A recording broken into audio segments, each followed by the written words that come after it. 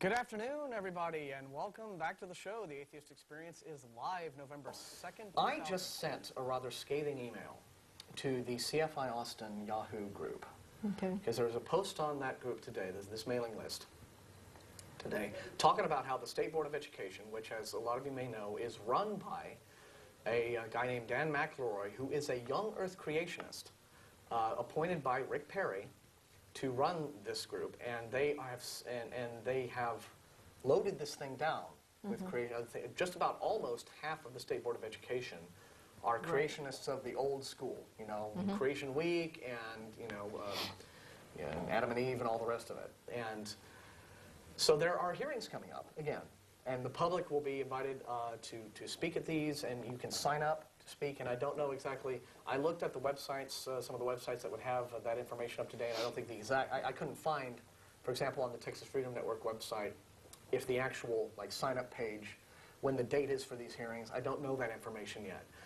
If I find out that information, I will immediately post something to the Atheist Experience blog about it.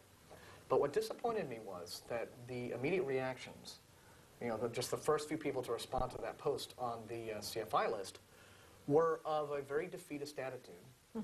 And these were people whom I would not have expected to take that attitude. These are, one's a science teacher, very respectable people, and folks who could, if they really wanted to, give the creationists as good as they get, and more so.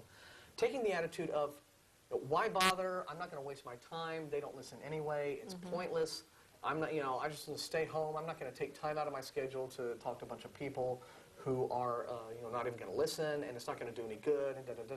And I just was like, whoa, wait a second. All right.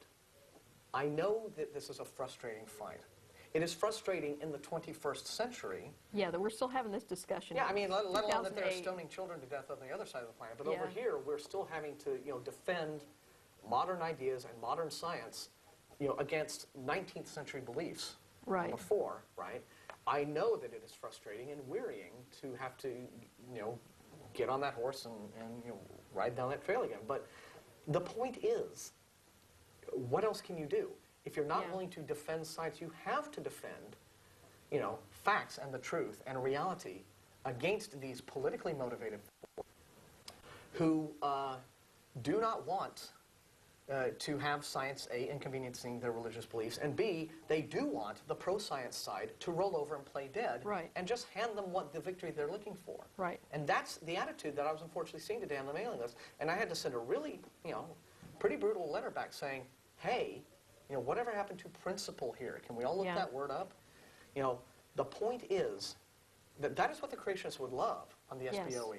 All of the, the pro-science side to just give up and stay home and say, oh, it's all useless. They're all fundies anyway. They're not going to pay attention to us. But you know what? The people who are willing to stand up for science, they kept that one Young Earth organization. I think it wasn't Answers in Genesis. It was a different one. But the Institute for Creation Research, ICR, that's right. Recently in Texas, wanted to get approved to give out master's degrees. Yeah. And well, they can give out master's degrees, but just not in science. Right. They wanted to give out master's degrees. Yeah, you can't be accredited to do that. Right. They wanted that accreditation, and they didn't get it. And the reason they didn't get it was because people who are real scientists and supporters of real science came out. Guys like Steve Schaefersman, fantastic fellow with Texas Citizens for Science. You go to texscience.org, is that organization's website. Great folks. Came out and said, look, this is not a scientific organization. These are pseudoscientists. They have a politically motivated religious point of view they're trying to promote here. They're not fit to do what they want to do. They have no qualifications to do what they want to do. And this is just all political shenanigans. Right. And so ICR, got sent home to go file their lawsuits or do whatever they do when they don't get their way, right? But the point is, yes, it does work to speak out against this. You can get this idea, oh, the religious right's in charge, nothing's ever going to change. But it does. I spoke at the hearings in 2003.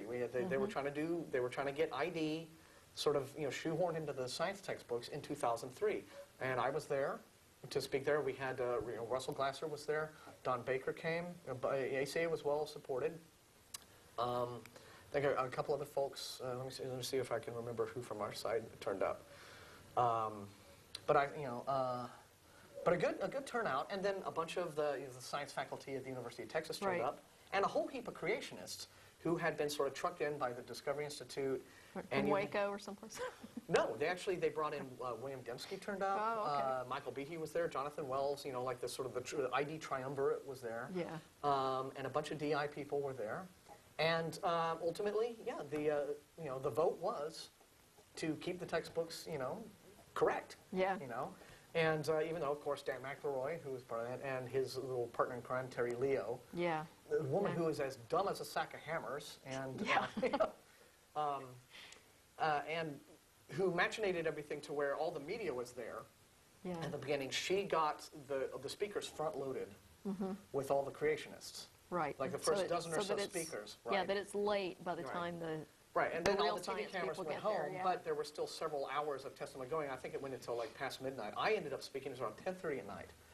And I'm like, okay, everyone's tired, and I didn't stay here for 6 or 7 hours all day just to like give my little 3-minute thing and be ignored. So I gave, I gave a really sort of a boisterous little speech there, and it got a good reception. And the point is, you can do it. You can stand up, and it does matter to be noticed. And it really, really disappointed me to see people on the CFI Austin list take this, defeatist attitude of, well, I don't care, and Well, no, And, No, and I'm sorry. besides, I mean, you can get up there and talk and make them look stupid. And it's really not that hard, because they are stupid. Well, yeah. So, What you I know. did was I read back actual quotes from guys like Jonathan Wells, Yeah. where Jonathan Wells in one of his books talks about how he decided to go for a second PhD because he wanted to devote his life to defeating Darwinism, and this was a Yeah. result of talks that he had with Father. You know who Father was? It's No. the Reverend Moon. Oh. Jonathan Wells was a Moonie. Okay, just stuff like that.